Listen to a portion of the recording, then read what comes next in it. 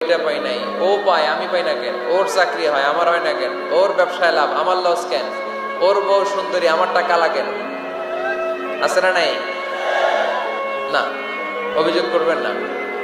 আপনি যে অবস্থানে থেকে অখুশি, আপনি যেই অবস্থানে থেকে আল্লাহর কাছে অভিযোগ করতেছেন, আপনার এই অবস্থানে আসার জন্য অনেকে আল্লাহর কাছে দোয়া করতেছে, ঠিক কিনা?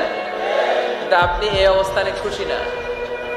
অনেকে এই অবস্থানে আসতে চায়, তাদের স্বপ্ন যে তারা একদিন আপনার স্থানে আসবে, কিন্তু আপনি আপনার জায়গায় থেকে খুশি না।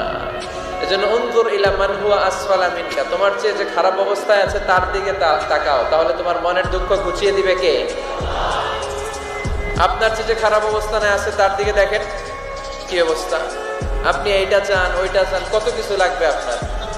হসপিটালে যে দেখেন ক্যান্সারে আক্রান্ত রোগীদের কি অবস্থা দেখেন।